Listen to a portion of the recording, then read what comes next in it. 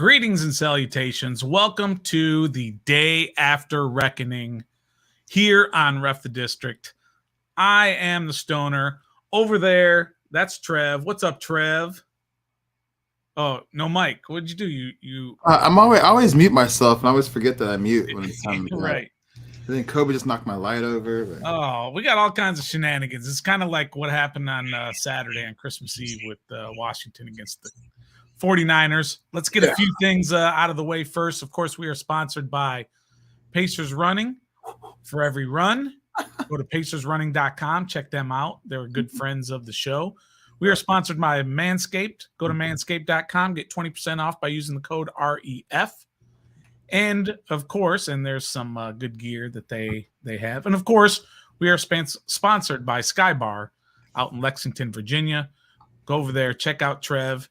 He will hook you up with your first drink for free if you mention Ref the District. Hey, somebody got on us last show that we were, that we were shills. We were corporate shills and selling out. You're probably right.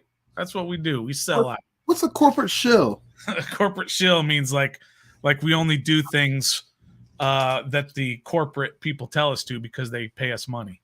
Oh, yeah, we're corporate shills. Yeah, we're corporate shills. We're not shy about saying that. So, again, this is Day After Reckoning. We're going to talk all about the Commanders' 37-20 loss to the 49ers on Christmas Eve on Saturday. We're going to get into all of that, all of the specifics. We're not going to bury the lead about the Taylor Heinicke versus Carson Wentz versus Sam Howell debate. We'll get into that after we talk about the game, about what should start this week, no doubt. We're going to talk about Chase Young's debut after 13 months away from the game. And we are going to kind of just touch on a little bit about this week's game against Cleveland and what that means for the remainder of the season, what it means for this coaching staff going forward, and so much more. Trev? Yeah, dog. Hold on. Kobe's going crazy. So we're going to talk a little bit about our Christmas. I was going to ask Trev how his Christmas was. I want to welcome in everybody who is already here in the chat. It has already gotten started for us. Yam is here all the way from Japan. He's up nice and early. Appreciate Yam being here. Metaphor is in here. Commandalorian. Let me hit that. Let me hit some of these real quick. Metaphor is here. Commandalorian is already here. Benjamin Brown is here saying, sup, fellas. Our boy Mike Lee is here. Great Watubi is always here. Appreciate all you guys. Rail is in the house.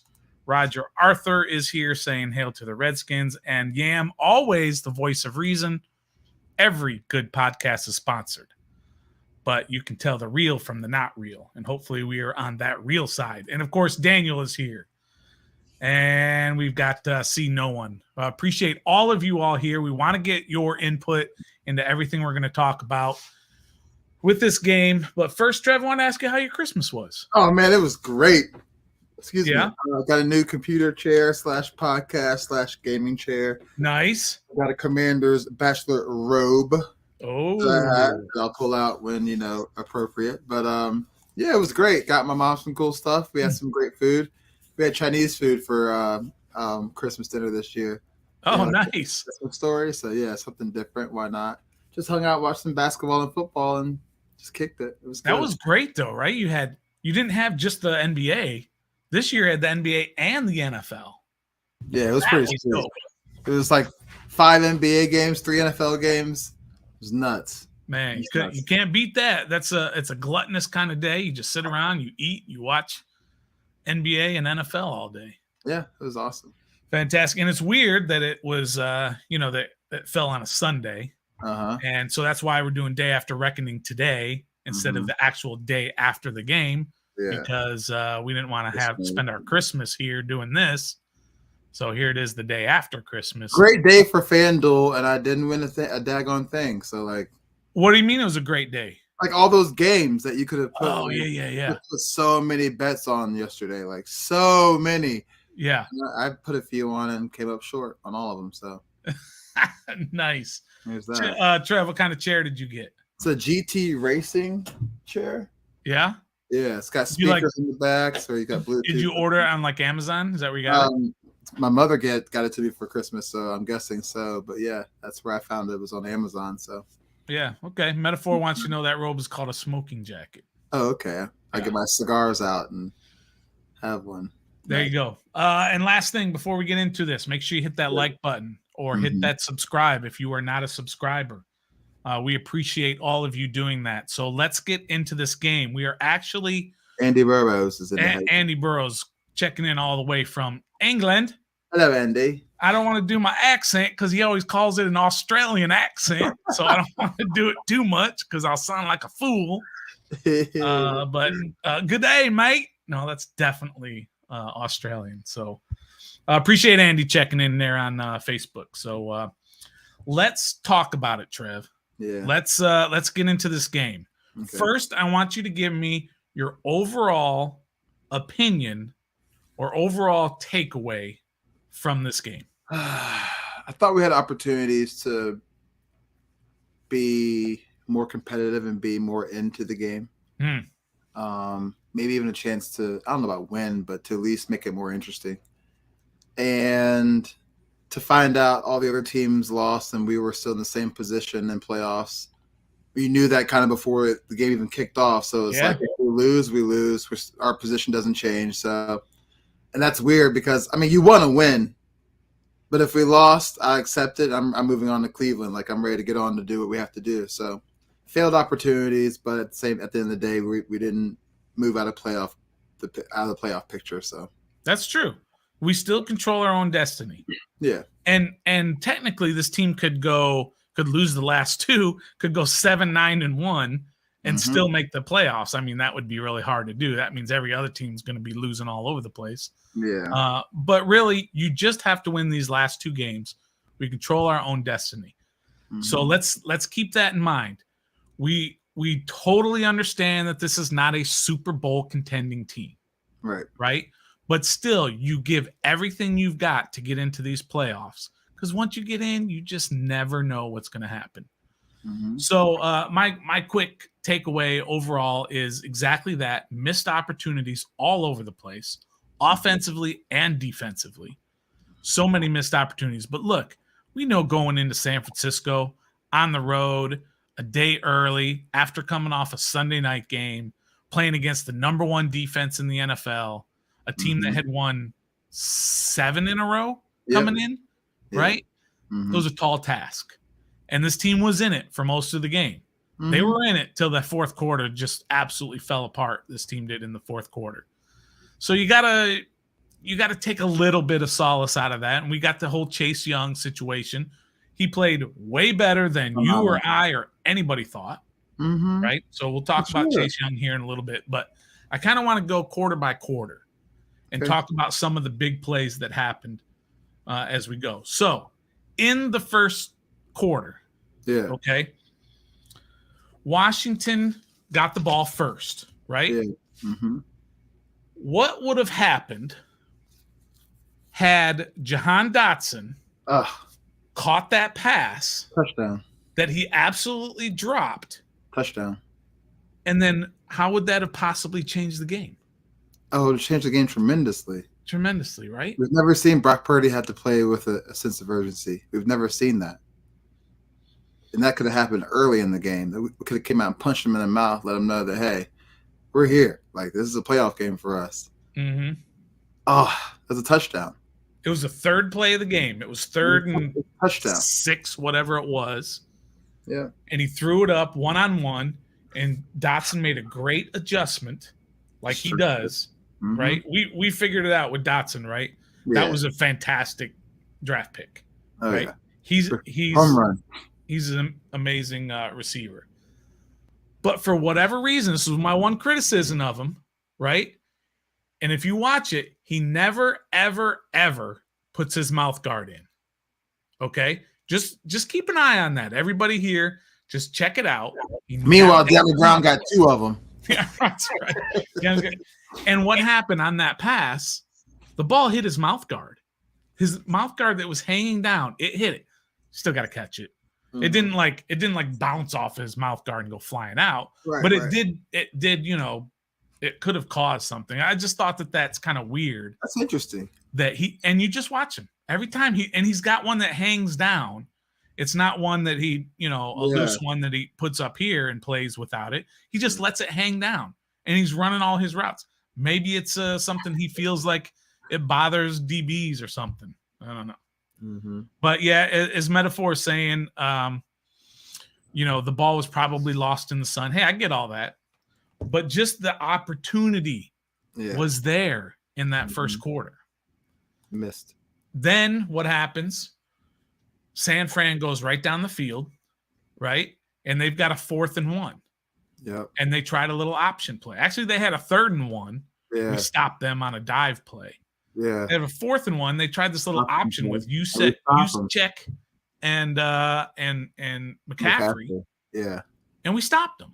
Yep. That was nice. Right? And so you're thinking, okay, we missed an opportunity here on our drive, but the defense came up big. Yeah. Did you think at that point that maybe this defense is going to be able to handle San Fran's offense? Yeah. Not the run game at least. Yes. I thought so. I was like, okay, they're going to come out here and try to do all these crazy trick plays or try to, catch a slip in, catch a sleep. Yeah.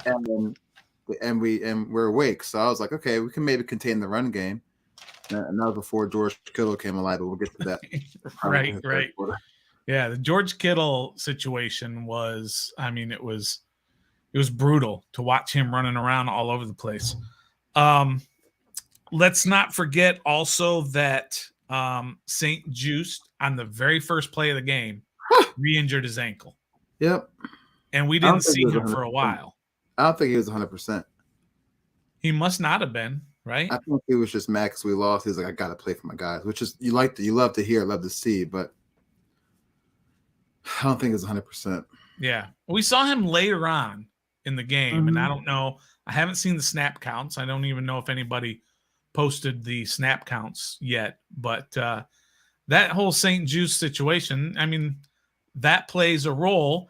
And as somebody put in here, let me find it real quick. Kam Curl? Caleb Workman is saying Kam Curl was definitely missed. For sure. It's no coincidence, Trev, that Kam Curl is missing and all these big plays happen. Yeah, and we tried to work around it by plug and play and everybody else, but they're not Kam Curl, so didn't work.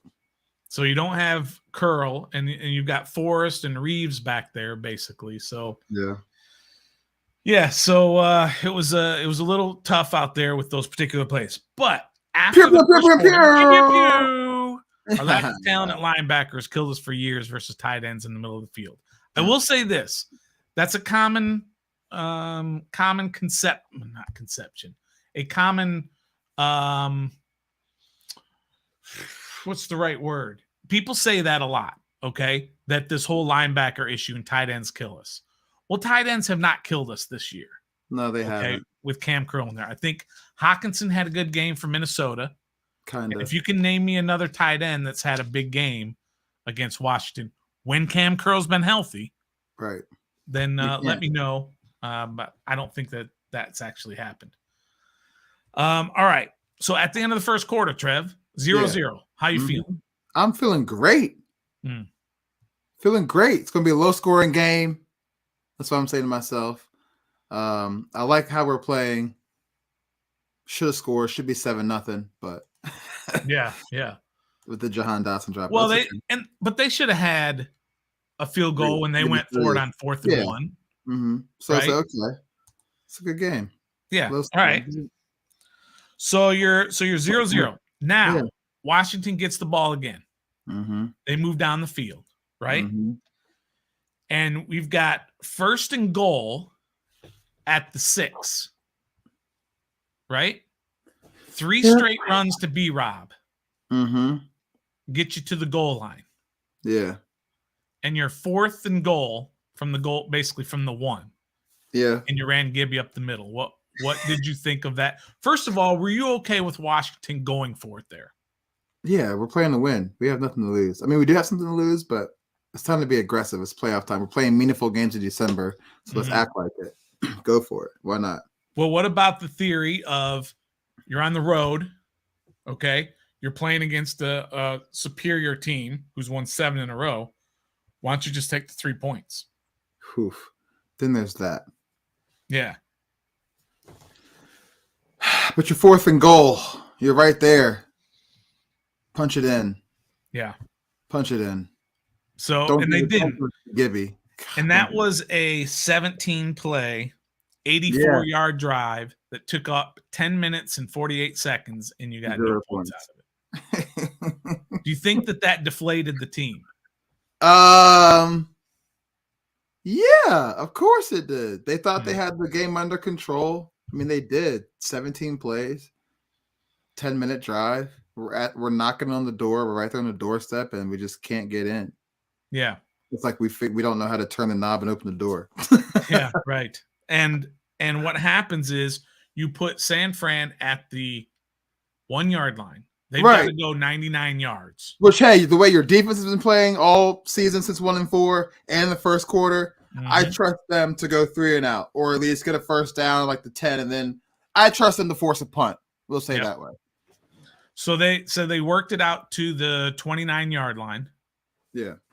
And then on, I don't know what the down and distance was, but from the 29-yard line, Ray McLeod, was it Ray McLeod? Wasn't Deebo Samuel.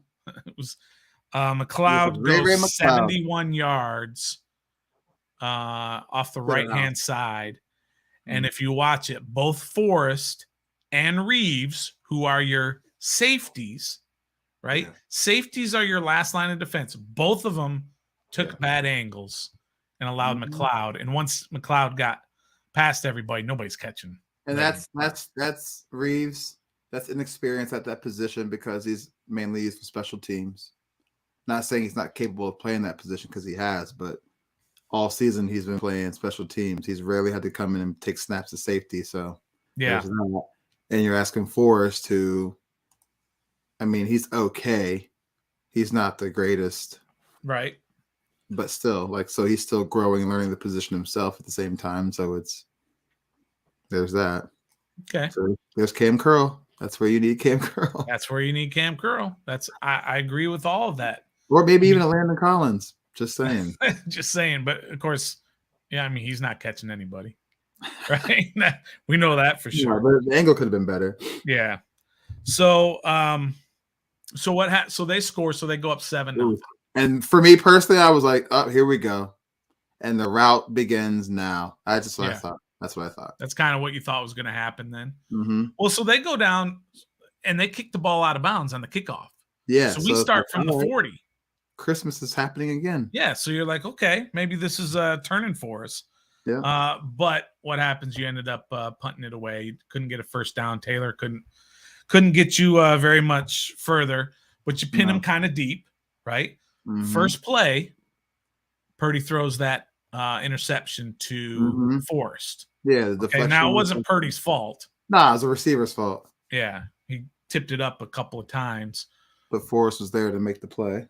Yep, he made the play, right? So now you got new life. Yeah, we got new life. Another gift. That's right. So so they move down the field, and Heinicke's converting some 3rd and longs. He is. Right? He's converting some 3rd and 9s. A 3rd and 14, I think he had. Yeah. This is all in the first half. He's making plays. He's not making plays on first down and second down. No. But he's making plays, and they get down, and then he throws a beautiful ball to Dotson in the corner of the end zone. Touchdown. Great play design, right? They had 3 levels of receivers on that one side, and San Fran couldn't figure out who all they need to cover. Forgot about Dotson. He snuck in the back. And Dotson ran a great route. And then just like that, it's 7-7. Pew, pew, pew, pew, pew. Metaphor, common consensus.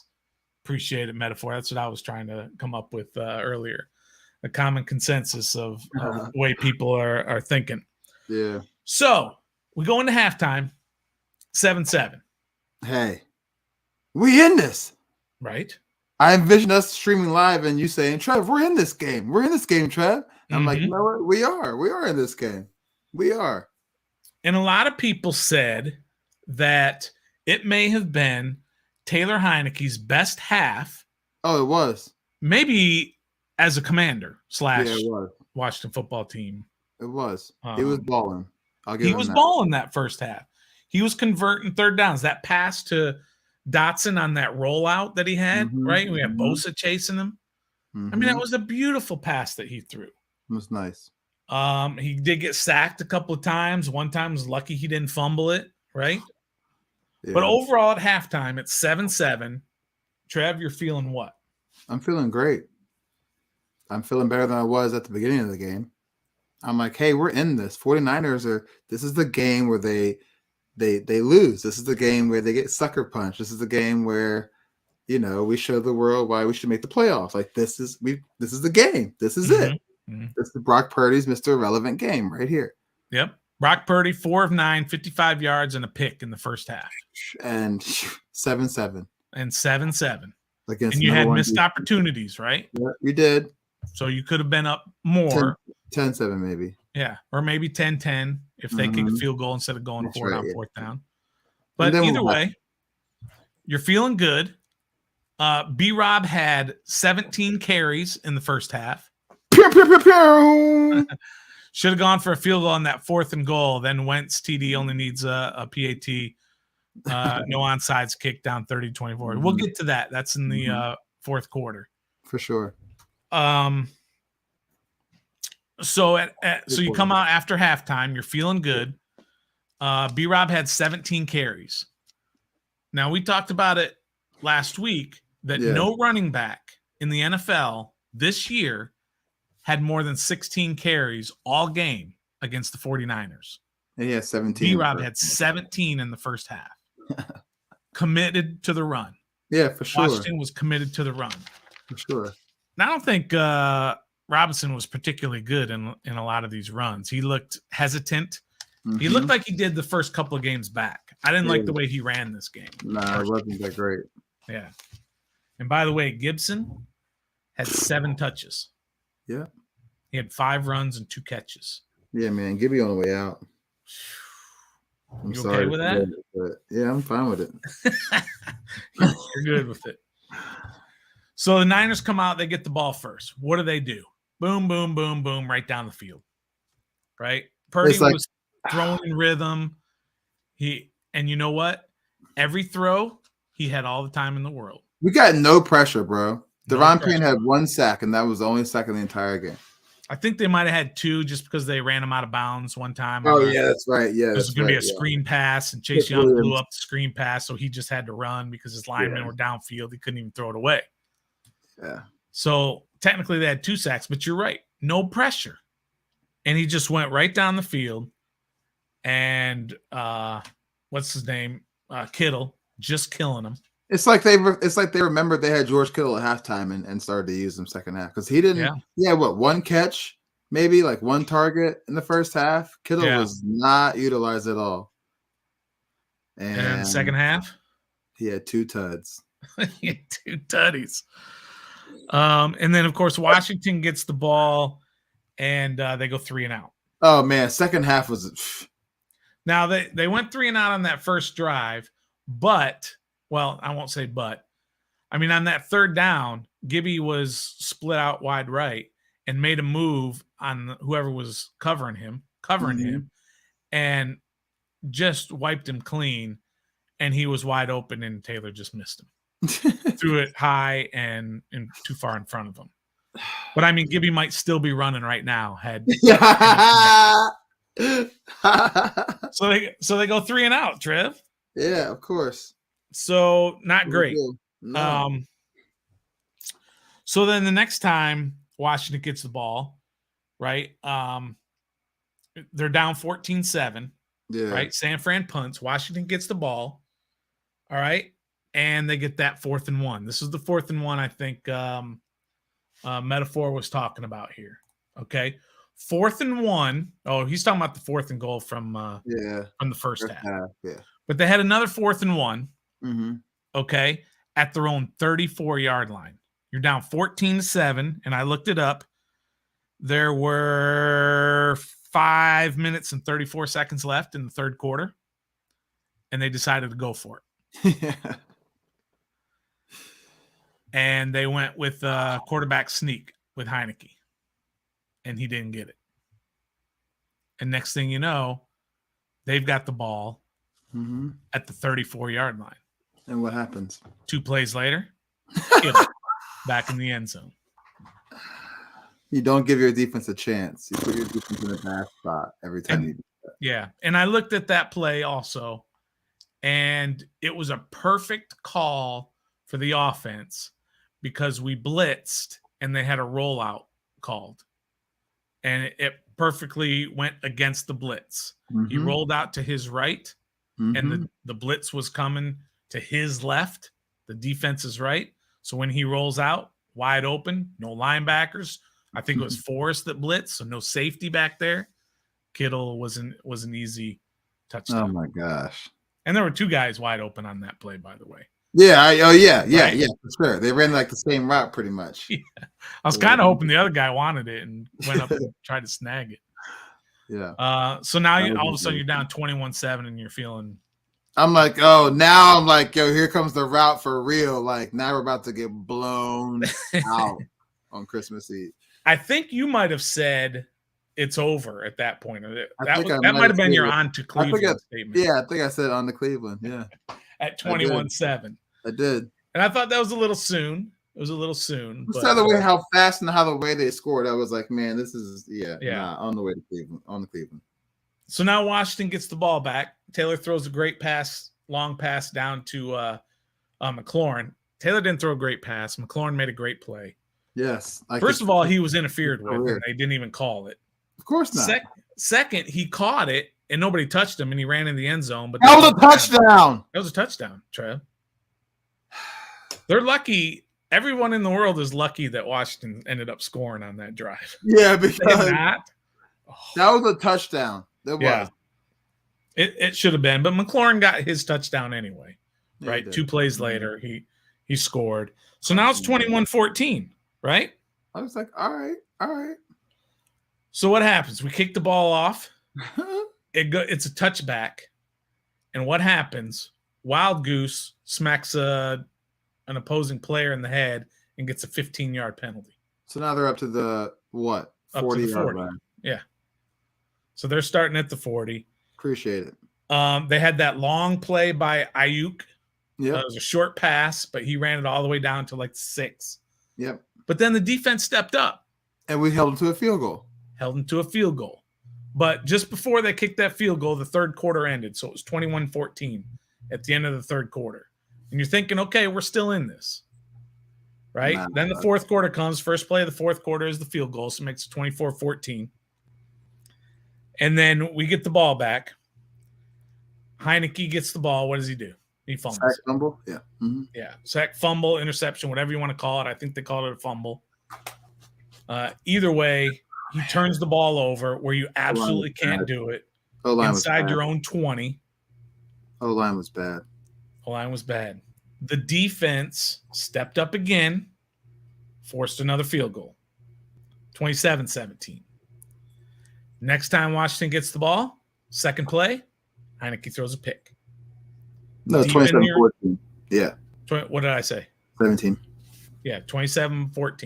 Yeah. Heinicke throws a pick. Oh, my God. It was the first or second play. I don't remember. Yep. So Heinicke's just turned the ball over almost on consecutive plays, deep in their own territory. And defense comes back out. Shuts them down again. Holding to a field goal. Holding to another field goal.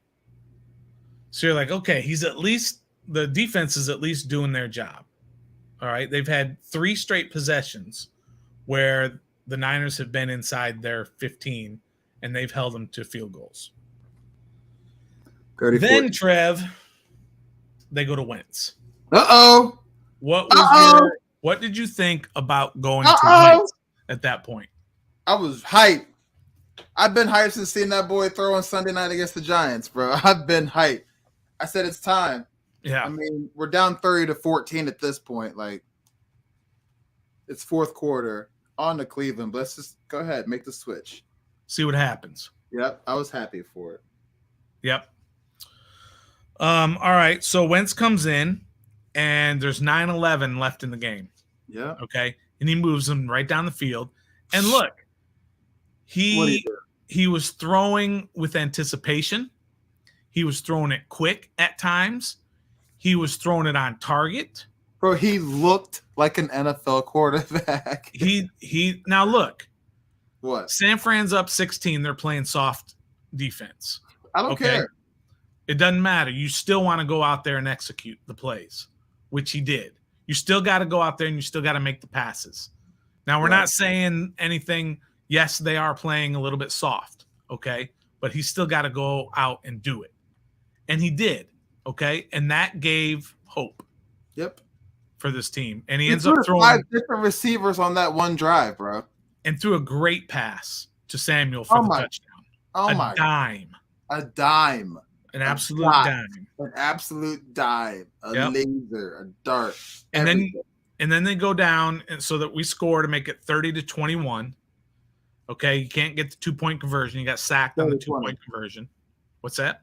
30-20. 30-20? Yeah. Wasn't 30? Oh, yeah. You're right. Because they didn't kick the extra point. So it's 37-20. Went for 2 and we didn't get it. Went for 2. We got sacked. Get it. Yeah. You know, no problem there. But it would have been great if he could have got the 2-point conversion. Then San Fran ends up going down. They were going to kick another field goal on 4th down. They decided to go for it. They got it. And they ended up scoring a touchdown by McCaffrey late in the game. And that's pretty much the end of the game, 37-20. That onside kick was atrocious. Oh, yeah. By the way, should they have done the onside kick to begin with? No. You had time left. Let's see. 5:25 left. You're down 30-20. You were stopping the run for the most part. Yeah. For the most part, you were stopping the They're absolutely stopping the run, Trev. Yeah. If you look at the stats, now they had 153 yards rushing, but they had 71 on one play. Yeah, that was a very I take those big chunks that don't usually happen, and I just kind of put them aside and say, look, that's not normal. That's not indicative of how they were rushing the ball. Mm-hmm. You take that away, and they ran 25 times for 82 yards. Mm-hmm. Okay, that's a little over 3 yards a carry. They were not running. Their longest run, other than the one, I know it counts. I'm just saying. Right. Their longest run was 9 yards. Exactly. So we were shutting them down. And just like for what it's worth, I know they still scored, but we were holding them to field goals. Like if we were scoring on offense, it would have been a closer game and much more recognizable that we were holding the field goals. But since we were down by so much, only had two touchdowns, it wasn't anything important. But that was important. We were holding the field goals, giving ourselves a chance. So we ended up losing 37-20. Yeah. Okay. Yeah. And not feeling great. A couple of things, a couple of notes that I want to ask you about. Okay. I kind of thought it was going to be a problem, and I thought it was a problem that the Wes Schweitzer snaps from center were consistently low. Yeah, man. Carson throws off timing. Yeah, Carson had to tie his shoe to get a snap every time. Yeah. And I think that's going to be a problem going forward. And they're going to have to address the center position. We all love Chase Rouillet. Great dude. Very good. But he's had season-ending injuries 2 years in a row. You can't count on him. It's time to find a permanent center. Same thing. Tyler Larson. Great backup. He was a great backup. That's right. Can't finish the season. That's right. So we're going to have to get, we're going to have to address – we understand you're going to have to address the entire offensive line in the offseason. We'll talk all about that. But those low snaps were a problem this game. Yep. And with Carson Wentz at 6'5", low snaps are going to be even worse than for Taylor Heinicke, who at 5'10", doesn't have to go down quite as much, right? Yeah. Here's a couple of deals. What's going on with Gibson? Why is he only pew, pew, pew, pew. Yeah, that 4th and 1 at the 34-yard line when Taylor Heinicke did the sneak. That's when all momentum was just. Yep. And then they went right down. Riverboat Ron, I don't know if I like that. I just don't like it when you don't have to. Right. Okay. It was 4th and 1. You're only down 7 points. Right. Okay, just keep doing what you're doing, man. Just keep plugging away. But whatever. A lot of people like that aggressiveness. I didn't like it at that particular point. But what's going on with Gibson, Trev? Why did he have 7 touchdowns and stopped returning kicks after a while? I think it's Dax Milne back there. I see that comment in there. I think his foot is bothering him, man. I think his foot is bothering him. I think his confidence is kind of shot. I mean, you got everybody's B-Rob's back, and B-Rob's getting the bulk of the carries, and B-Rob's in social media, and B-Rob has a friend who does the big hats, and now the big hats have made it famous onto ESPN and everywhere else. Like it's just B-Rob got shot twice and came back. He should get comeback player of the year. B-Rob should get rookie of the year. B-Rob. That might take a toll on people because it was Gibby.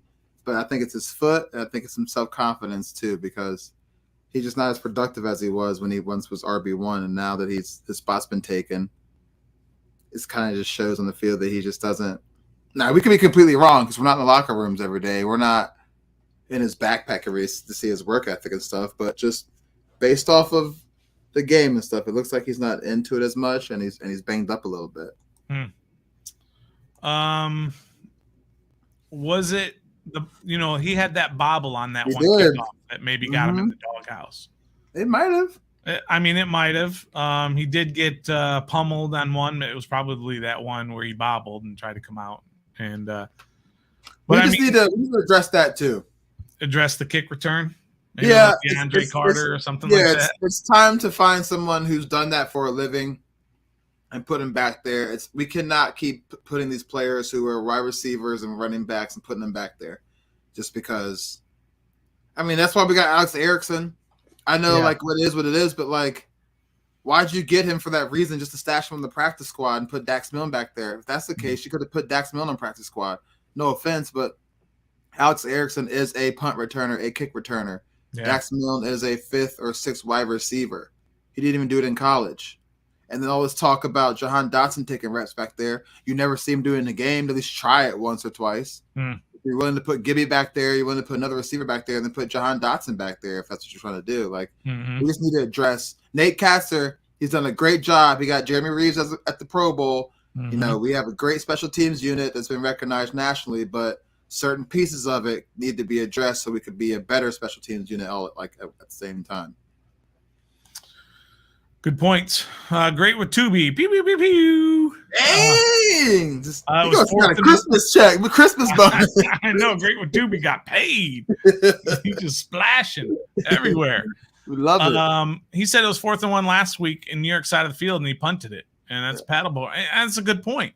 When it was only like a 52-yard field goal. Yeah, that's because of the wind. Yeah, which we were at the game, and I mean there was wind before the game, but we didn't see anything, flags moving. Nah. So you're right. I mean that's a great point by it's a great Watubi point.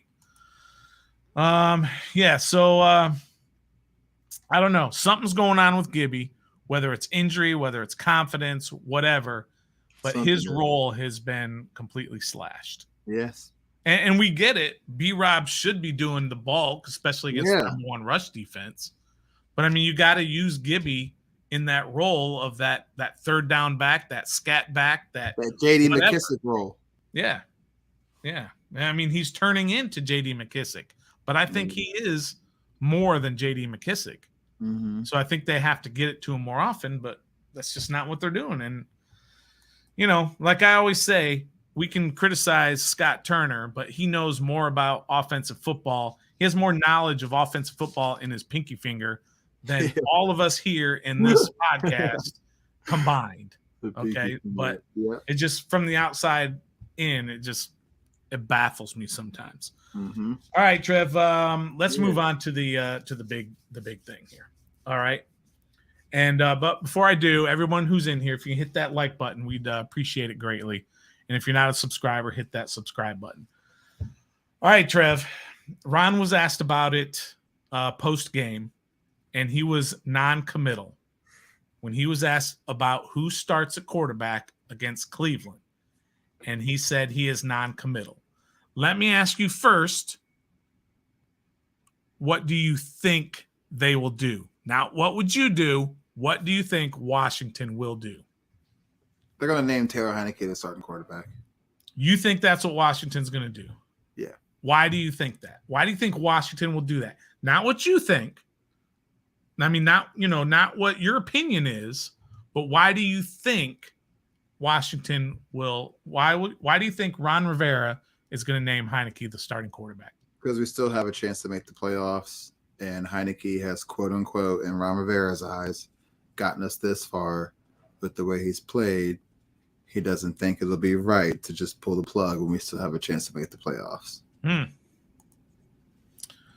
don't think they're going to.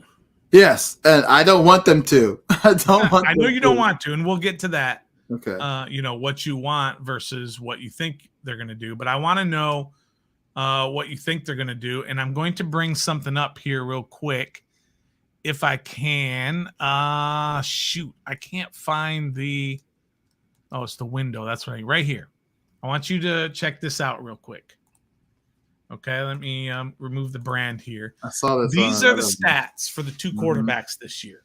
Mm-hmm. Okay, nothing is ever going to be perfectly the same, but those stats are pretty much the same stats. You know what the glaring fact about those stats are? Tell me. The one where it says C. Wentz, he hasn't played in 8 games. Okay. And how many games is that for Wentz that you see there? That's 5 games. That's 6. Oh, it's 6? Oh, yes. Yeah. Remember, he was 2-4. Yeah, the Bears. It was 6 plus, half of the fourth quarter of this game. Yep. Okay. For Heinicke, that's 9 games. Well, it's 8 games plus 3 quarters. Bro, I'm telling you, I know what they should do. And I want to hear from everybody on what they think Washington should do. Now we're past what we think Washington's going to do. They're going to start Carson Wentz. Sorry, Trev. Good. That's what they're going to do. I mean, sorry, Good. because you said Washington is going to start. No, I didn't want to answer that, but that's what I thought Washington will do. But now can I give my Yes. Now I want to know who you would start and why. Carson Wentz. And tell me why you're going to start Carson Wentz right now. He's missed 8 games, and he came in the fourth quarter, and it looked like he had been playing all game. Yeah. He knew the offense. He has weapons now. When he came to us, he didn't have weapons because we didn't have B-Rob. He didn't have continuity with the weapons that we had. Curtis Samuel was still coming off the injury, so he didn't know how good he was going to be. So it was a completely different team, different, vibe when he played. He came in, led the team down the field. Like you said, I don't care if it was garbage time. I saw a comment saying prevent defense. I don't care. They were only down 2 scores, if you think about it, 2 touchdowns and 2 2-point conversions. So they weren't completely out of it. And he made it interesting by leading them down the field, throwing to 5 different receivers. You see that in any other NFL game you watch. You see a quarterback distributing the ball to wide receiver 3, to the running back, to WR1, to wide receiver 2, tight end. You see that. Mm-hmm. And he came in and did that to us and led down the field and scored a touchdown. Right. Like it was nothing. You put him in.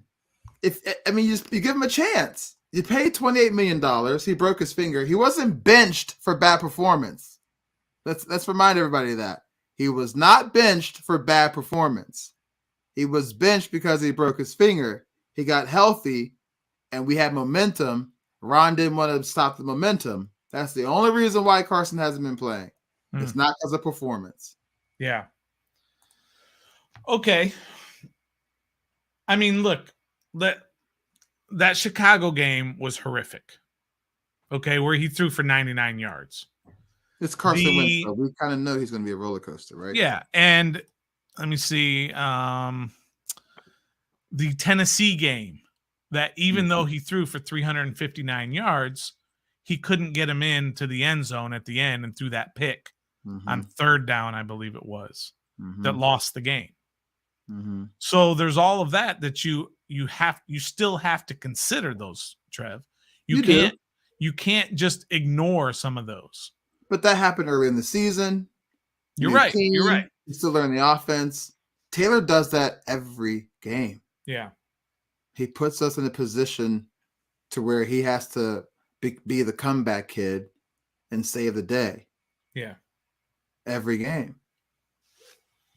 Here's from Bonafide Picker. I know he didn't actually unsubscribe because he's laughing and he's a good dude. Heinicke played more games, more wins, pretty much same stats, and Wentz played less games and stuck up the joint at the start of the season.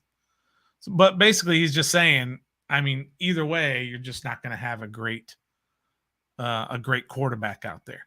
But I think it is interesting that you go to Wentz now when they've kind of figured out what they need to do to make this offense run, which is running the ball more, okay? Don't have Wentz throwing the ball 48 times, right? Yep. And he's got a healthy Dotson. Yep. He's got a healthy Samuel. Now, he had Samuel before, but he's got some other – he didn't have a healthy Robinson. He had Robinson for 2 games, and he wasn't the Robinson he is now. No. So there's all of that. So I kind of agree with that. But in this particular game, as Metaphor said, again, Metaphor he got that big bonus. The D was blitzing him hard, and San Fran held other teams scoreless in the second half the last few games. He kept the pressure on, and the Chicago game dropped 50-yard TD by Curtis. Definitely had all that. I mean, that's all. These are all factors. I can tell you one thing that we've been saying over and over and over again. Wentz ain't it. Heinicke ain't it. Howell ain't it. Now, that's mostly me. I don't know if Trev still, he has a little something for Howell. I get it. Okay. He's not it right now, though. But the QB that's going to lead this team to a Super Bowl, if that's ever going to happen, is not on this roster. And it's not going to get here until we get new ownership, too, and new coaching staff. And it's a whole new makeover. We're stuck with these mediocrity players, which is why I think we keep Carson Wentz one more time to go through the whole sale of the team and to get the whole, coaching staff front office situated on a cheaper deal. Mm-hmm. And then you go get your quarterback of the future, because there's no good quarterback coming out of college. Ain't nobody worth trading for. I got 2 words for you that we're going to talk about a ton in the offseason. Okay, Trev? Okay. Don't grab onto something. Okay. It better not be Derek Carr. I got 2 words for you. Lamar Jackson.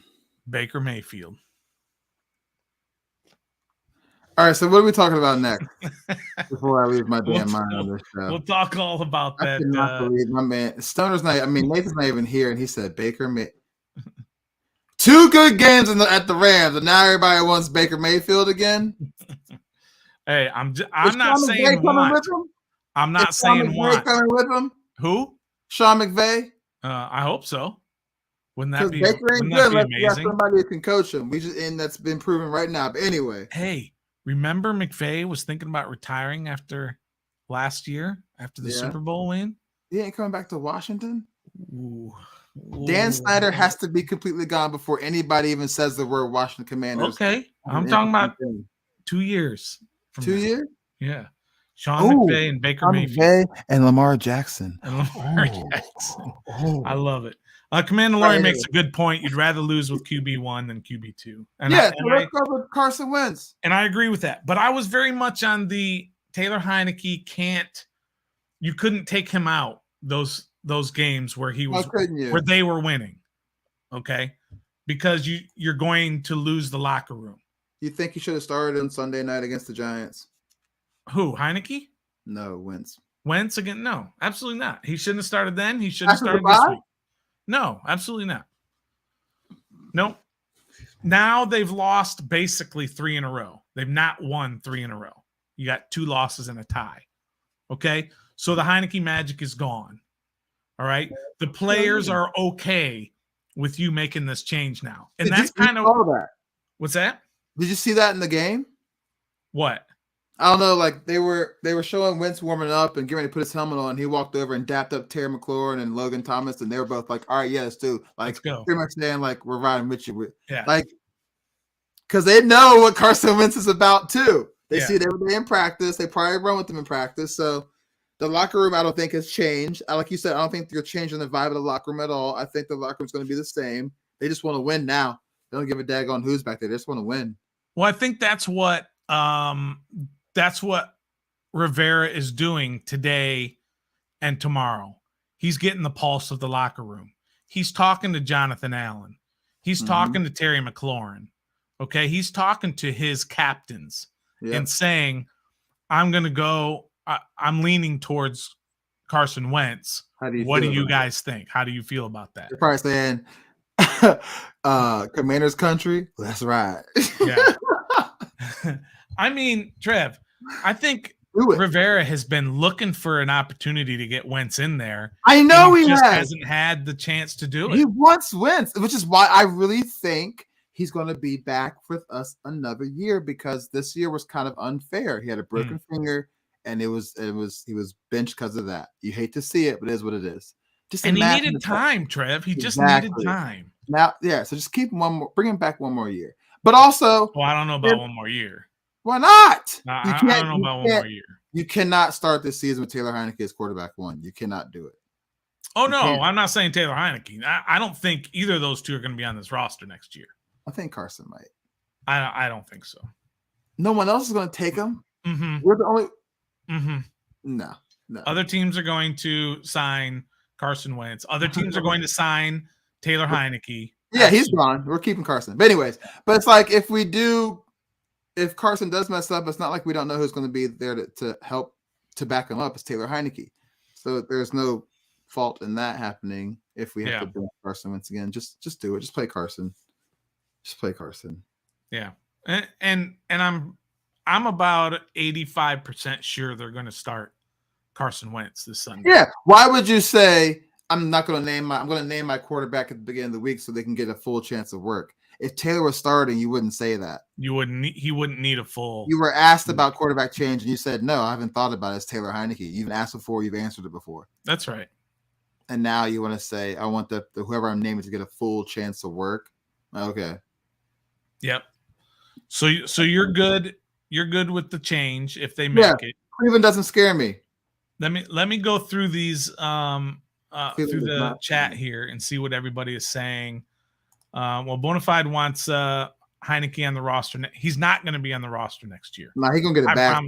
He will never, and we tweeted this out, he will never take another snap for Washington the rest of his life, barring injury. That little win streak he had going on him, that earned him the bag this offseason. Yeah, absolutely. As a backup, though, or as a bridge. As a bridge in Houston or Indianapolis, Carolina. Right. Yeah. But unless injury to Carson in these last two games, Taylor will never take another snap for this franchise again. No, he was done. Let's see. If he has two good games to get to the play. Now, look, if he goes and balls out these next two games, that's different for next year, right? That changes things. But if he just goes out and has two Carson Wentz from the first 6 games of the year, no, he's not coming back. Okay. Let's see. Chris Grant says Wentz. What's that? He's in Indy 2 years or 1 year? Just 1 year. Oh, okay. Yep, just the one season. QB1 at this point. Lamar Jackson is not happening. You're right. We were just kind of dreaming over here. It might happen. Let's say you get new ownership in here, and they're willing to part away with all your first round picks for Lamar Jackson. You with it? Hey, I would give up. I'd give up the entire draft this year. I'd do a Ricky Williams, draft day deal. Trade every one of your picks for Lamar. He's hurt a lot. I don't care. He's a difference maker, Trev. He's a difference maker. I'd give everything I had for Lamar Jackson. They're not paying him for a reason, though. They're not paying him because he wants a Deshaun Watson $200 million guaranteed contract, and they're not willing to do that. You think they're going to pay him? Don't you? Will we give him that? Would I? I'd give him. I'd do whatever it takes. Absolutely. Lamar Jackson is a difference maker. He's a franchise-changing quarterback. Okay? You give him whatever he wants. Exactly. What do you think about bringing in Frank Reich for Wentz next year? As an offensive coordinator or as the OC and bringing Wentz back? I don't care. No, I want young gurus, okay? You want some fresh offensive minds. I'm tired of these wash, rinse, repeat people. Yeah. You want like the guy, I mean, we can name them all. Like the guy in Cincinnati, I can't remember all their names off the top of my head. The guy in Cincinnati, the guy in San Francisco, the guy in Green Bay, like all the guy in LA Rams. Yeah, like we want them kind of guys. Shane Waldron, Seattle. We Ken Dorsey, Buffalo. Like I agree with all of that. Frank Reich just had him in his pocket for 17 games last year, and it didn't work. So why would it work in Washington? I'm saying there's a lot of rumors about Carr. I don't think Carr is going anywhere. Derek Carr Minshew is going to be available, and we'll talk about that in the offseason. That might be your quarterback next year as well. Absolutely. Maybe back up, but Lamar has a ceiling called the playoffs. I tend to disagree with that. Good to see you back here, Doug Ford. Lamar is overrated. I think that's crazy. Yes, he's gotten injured the last few years. Injuries, we'll see. I would definitely sell the farm for Lamar. Absolutely. Jimmy G's going to be available in the offseason for sure. So we'll see. We have 7 wins with Taylor Heinicke. Do we still want 7 wins with Jimmy G? Is that a big difference? I think Jimmy G gets you more wins. I think Jimmy G's a good quarterback. But we'll get to all that in the offseason. We'll talk about all these quarterbacks. Maybe even we'll talk about Daniel Jones. But keep him 100 miles away from my team. Yeah, thank you. All right, Trev. Yeah. Let's get to. Hang on, let me find it. I gotta get. Where is it? Banners, maybe. I don't know where this stuff is anymore. Because Nathan. Oh, we didn't even say anything about Nathan. Not me. He's not here. Nathan is not here. He is traveling once again. He'll be back Wednesday. It'll be Trev and Nathan on Wednesday because I'll be traveling on Wednesday. Jeez. So, it's the holidays. Yeah, this is. That's kind of how things. You're gonna be in Viva Las Vegas. I'm definitely gonna be in Vegas, so we're gonna see how that goes. How come I don't have the go-goes and no-goes? Are we gonna talk about Chase Young before that? Good call, Trev. Let's talk about Chase Young. What did you all think of Chase Young's performance in this game? Trev? Phenomenal. Phenomenal because relatively speaking, or was he phenomenal? He was. Joey Bosa was phenomenal. That's expected. Okay. I'm just saying. Okay. Was Chase Young phenomenal? For his first game back after a horrific knee injury, putting him out 13 months.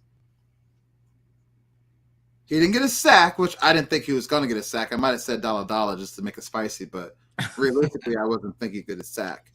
And I thought he'd be on the pitch count 10 to 12 snaps as reported. That man played up into the fourth quarter.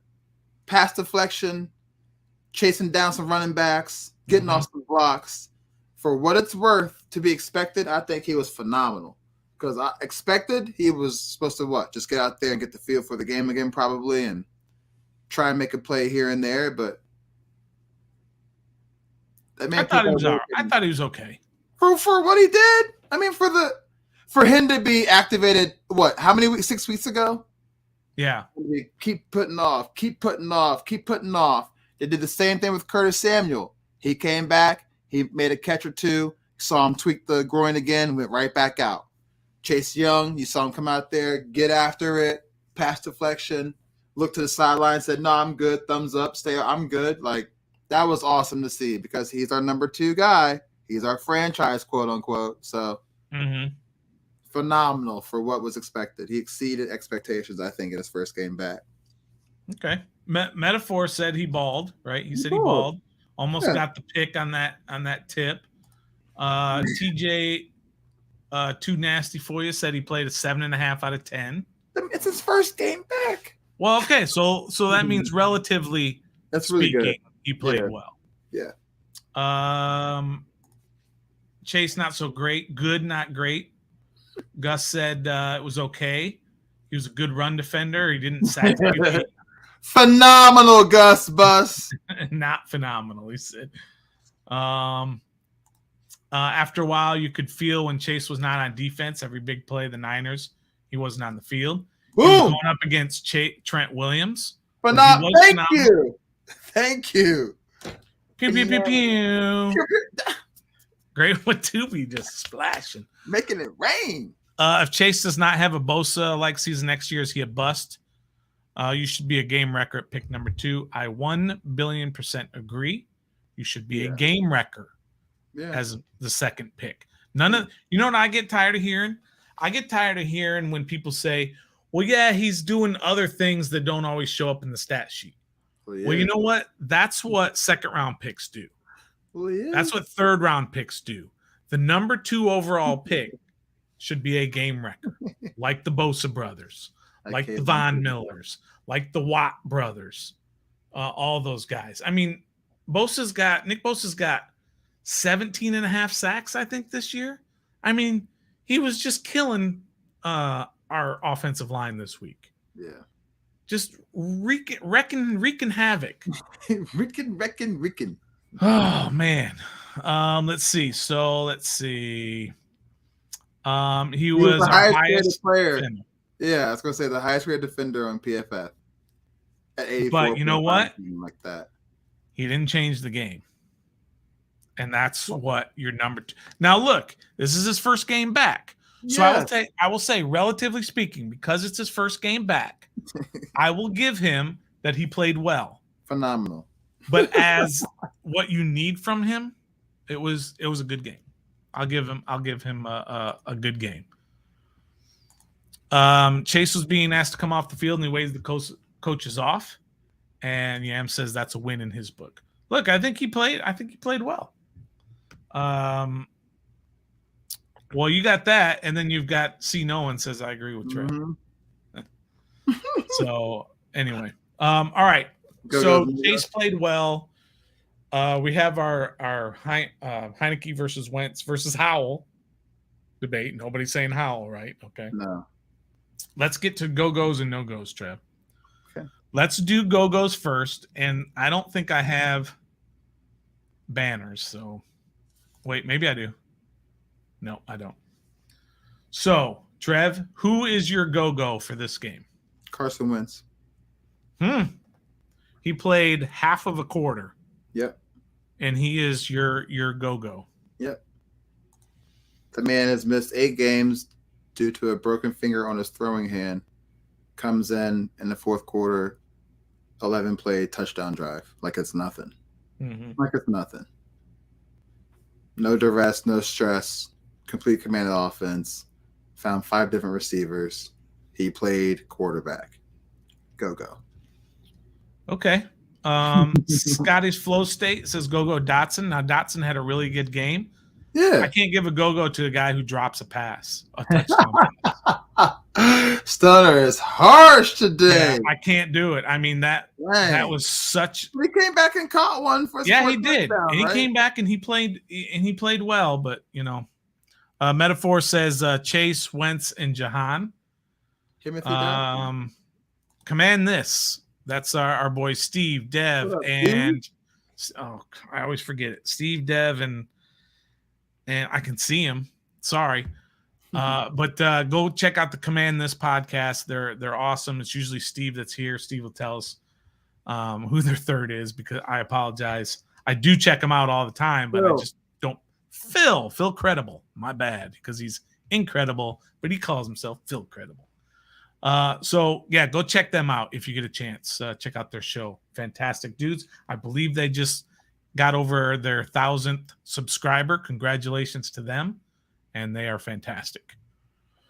And Yam wants to know when y'all are streaming next. Let's see. The sun was in his eyes. I don't care. It's a football game. Catch the ball, please. Right in your hands. Trev, you're breaking the heart. He's a good dude, but I can't agree on Wentz. That's okay. Scary Terry and Chase for Luke for your go-goes. My go-go, I really couldn't come up with anybody. but I will go with McLaurin. McLaurin made another incredible catch. He made a couple catches.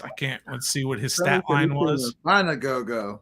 Yeah, it was tough. McLaurin had 4 for 77 and a touchdown.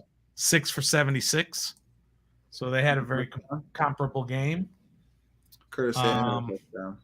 But Jahan dropped that one, man. It killed me, man. Pew, pew, pew, pew, pew. Great Watubi. Splash it. Wait, hold that up there a little bit longer.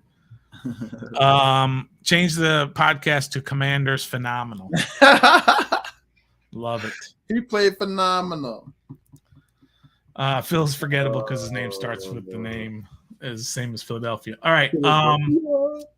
So you had Wentz as your go-go. I had McLaurin as mine.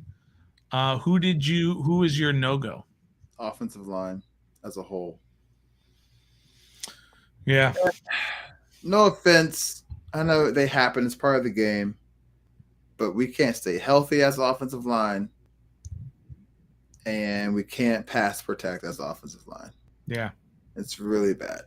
I'm not saying if Taylor Heinicke would be a world beater, but he'd probably be a little bit better of a quarterback, to be honest, if he had some better pass protection. Same with Carson Wentz. I mean, 9 sacks in Philadelphia with Carson Wentz. He might have taken a couple, but you'd rather him do that than turn the ball over. So there's that. But that's just Taylor's getting beat up all year long. Quarterback hits after quarterback hits. It's just O-line is bad. It needs to be addressed. First thing. We don't need receiver signings. We don't need the splashy signings. We need the good splash offensive line signings. Multiple. Yeah, I think it's really easy to say, that Scott Turner is horrible, that the offensive line is horrible, that Heinicke is horrible, that the linebackers are horrible, that the DBs are horrible. It's easy to say all that, but I don't think any of them are actually horrible. Right. But if Scott Turner has a hard time making some bad play calls, and the offensive line makes mistakes, and Heinicke makes mistakes, and the linebackers make mistakes, then it all gets amplified very much. So my no-go is I'm probably going to go with, gosh, I hate to do it, but John Dotson. No, I mean he played very well except for that one play. He even had a huge catch that didn't count because of offsetting penalties down the sideline. Yes. Which was a great throw by Heinicke, by the way, but didn't count. I'm just probably going to go – I'm going to agree with you, Trev. It's just the offensive line was just not good. No, man. There was no holes. Now, look, they got the number 1 defense. I get it. But they did the same thing on Sunday night. Yeah. That's that fumble on our 1-yard line. Yeah. Big shout out, Command This Podcast. Beep, beep, beep, beep. Big 999 super chat. Their go-go, I say them, is Wentz, Jahan, Chase, and Terry. No-go Scott Turner, Taylor, and Mr. Unlimited. Oops, wrong game. Unlimited. That's Russell Wilson. We are back tomorrow. Yeah, I'm celebrating my birthday tonight, winding down with some Ref the District. So Steve says they will be back again tomorrow night. Happy birthday to Steve. Appreciate you guys checking in, and for the $9.99 super chat, we'll be over to check you guys out later as well. Yam wants to say happy birthday to Steve, of course. No one says no go is Riverboat Ron's decisions, those 4th and 1s. I'm used to those now. Yeah. Scotty's Flow State says Leno's a no go every week. He hasn't been great, but look, it's not always his fault. It's not. Get a tight end over there and help him out. Thank you. Leave him back in the backfield to help him out a little bit. Yeah. Chip these guys, these ends, these edge rushers that are destroying you every time. But yeah, we need a better O-line because we can't keep asking guards and tackles to play center. We can't do it. Right. It's not working. And look, people didn't want to pay Brandon Sheriff. Should have paid him. We said that was one of their top 3 priorities in the offseason is pay Brandon Sheriff.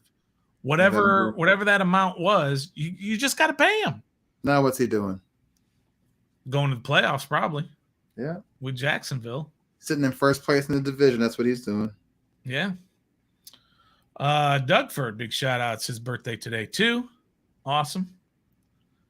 And if Scott uses a tight end, it's better than a one-on-one with Bosa. I totally agree with that. I mean, you got to help him out. I mean, they did have, I believe, Logan blocking Bosa one-on-one.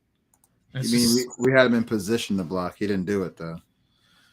All right, so real quick, let's get to these. And no goes a tight end room too.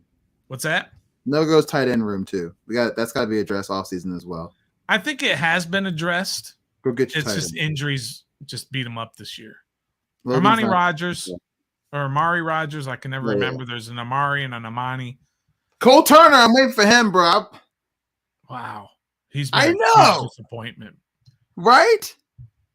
Even though he was a 5th rounder, he had so much upside. He was a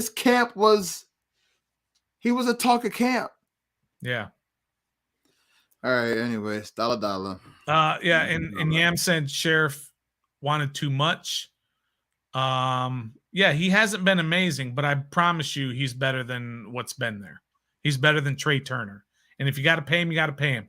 Well, you're going to say the same thing about Deron Payne when he's playing for somebody else and he's playing okay, for the Houston Texans and getting paid $20 million a year, and teams are running up and down the field on us because we don't have Deron Payne in there. You just got to pay guys sometimes. You do. All right? You just have to pay him. Dollar. Trev said that Heinicke was going to have 2 interceptions. You were specific. You didn't say 2 turnovers. He had 2 turnovers, but only one was an interception. And that one was close. It was actually a fumble that was caught midair, but it was definitely a fumble. So Stoner and Nathan won that one. Stoner said Purdy was going to have 2 turnovers. He only had the 1 interception. He almost had a second one, but he didn't. So Trev and Nathan won that one. Stoner said that B-Rob was going to have 25 carries and 80 yards. He got very close to that. He'd had 22 carries and 58 yards. I liked the commitment to the run game. But sometimes it was like, yo, can you call a passing play? Yeah, right. These 5 straight runs ain't doing nothing. They carried the ball. They ran the ball 33 times, but for only 79 yards. That's 2.5 yards, 2.4 yards per carry. So y'all said run the ball. Yeah, I know we said that, but come on. Yeah. Be smart about running the ball. There, is that better? Yeah. And I thought they ran the ball pretty well at times, but man, they had a lot of losing, yardage plays. Fred Warner that whole defense. That's what you want your linebackers to be like. That's right. Warner. That's right. Stop making excuses for the guys you sign or draft. Mm-hmm. Yeah. When they say the hell out of here, bro. That's right. Stoner and Nathan both said Chase Young would have over 12 plays. He had 30. Mm-hmm. So Trev, you lost $1 on that. Damn. Stoner and Nathan said Washington would have at least 4 jet sweeps. They only had 1, I believe. So Trev won that one. And then let's go. Trev said that Fuller would have an interception. And Kendall has been quiet ever since he had that 1 pick. I mean, it's a good thing when you don't hear much about your corners. That means they're not getting burned. The only time we hear about them is penalties on kickoffs. That's right, which Wild Goose had. Get him out of here. I mean, the things we talked about with Rouillet and Larson and some of these guys that it just seems like they always get hurt and miss a ton of games. The same thing as St. Just. He missed a lot of last year. He's missed a lot of this year. Yeah, so I mean, you look for us to upgrade at cornerback this offseason too? You have to. I mean, you're going to look at it when we get to the offseason and what your priorities are. But I mean, linebacker, cornerback, offensive line, tight end, offensive line, and of course the big one is quarterback. Right, we're going to figure that one out. But for sure, as Tougher Guy says, all right, Curl was missed big time. I have a question real quick before we get out of here. Yeah, man. Will the offense look any different on Sunday with Carson Wentz in there? Yes, it will. with a healthy B-Rob and others. Yes, it will. I think you're going to see a lot quicker passing game. Okay, because Wentz has the ability to get the ball out quick and on time, and it's not going to float. Right. Okay, he can make anticipatory throws that Heinicke just doesn't seem to either want to make it or they don't call the plays for it. I don't know what it is, but he goes back, and if he doesn't throw it right away, you're in trouble. Yeah. And Wentz will throw it right away. Now he's going to take some sacks. He's not as mobile. He made a really nice play when he was getting sacked. Oh, with the flip out, that's Patrick Mahomes stuff. Yeah, that was really nice, right? I tweeted Carson Patrick Wentz Mahomes. But when he, on those bubble screens, he gets it and he rips it, right? And it's not something to where it takes. Look, that fraction of a second that it takes for the ball to get there when Heinicke throws it compared to Wentz, that's a huge difference. It is. So I think you're going to see that. And I know you guys are going to talk all about it on Wednesday's show as we preview the Browns game at home. Deshaun Watson, the Hogs, celebration of the Hogs, and you guys are going to get all into the Hogs and that whole debacle. He's going to be there. Debacle, as Nathan likes to call it. Yes. And Hawk TV is just jumping in here. He'll be making a video on this, so I'm making my rounds. Did Russell Wilson make a mistake not coming to Washington? Russell Wilson got $200 million. He didn't make any mistake. And he went to a very good team, which we thought, well, on paper it was. Let me tell you something, okay? A too soon prediction, whatever you want to call it, Russell Wilson's going to be just fine in Denver next year. Yeah, Nathaniel Hackett's gone. He's going to have somebody. They're going to get a new coach, okay? Russell Wilson, Jerry Jeudy, Cortland Sutton, KJ Hamler, going to be just fine. That defense, Patrick Surtain. Well, Chubb's gone, but Randy Gregory, they'll be all right. Yeah, he's gonna be fine. He's gonna have a huge bounce back year next year. Don't worry about that. Just like the Commanders. Trev, what up? Any last minute thoughts on this game? I'm more disappointed in the Giants game, more hurt in the Giants game than I was this game. Only because our playoff position didn't change. Literally. That makes a huge difference. And I know I hate to be like that because you always want to win. We didn't get blown out. The score was worse than what the game really was, in my opinion. Agreed. You take away those 2 George Kittle completions for touchdowns, we're in that game. And that's because we're missing Kam Curl. So it went the way that we thought it was going to go. A loss. Playoff position still there. I'm more hurt, like I said, because the Giants, because we put ourselves in a worse position to make the playoffs, a more pressure position to make the playoffs than if we would have won that game and lost this game. We still would have been even more not worried about it because we would have been up a game against the Giants if they were on us. So whatever. But I'm fine. I'm on to Cleveland. Beat Cleveland. Dallas will probably rest their starters against us. So that's probably a dub there. I think it's important. It's important to say that the destiny is still in our own hands. It is, man. All you have to do is win these last 2 games. That's it. And they're both at home. You don't have to travel. No travel. No distractions out of town. That's right. No different weather. No jet lag. No different time zone. You're at home. Win. And if you don't win these last 2 games, okay, all hell's going to break loose. It really is. You can't be sitting there at 7-5-1 and only have to win 2 of your last 4 games. And if you lose 3 out of 4 at least, you're going to see a whole new coaching regime. Yeah, it's gonna blow up. It's going to blow up. Yeah, absolutely. You have your team in positions for postseason football, and you don't get it done. You can't get past 7 wins in 3 years here. Yeah. And an 8-8-1 isn't going to do it either. No. Right? You can't have 7 wins, then 7 wins, and then 8 wins in 3 seasons and expect to keep your job. Especially when you have 7 wins a month ago and end with 7 wins 2 months later. That's bad. Right. That's exactly right. That's really bad. So, but we'll get to all that as this off season hits, and I kind of can't wait for the off season to start because it's going to be crazy. I think this season's going to be wild for real.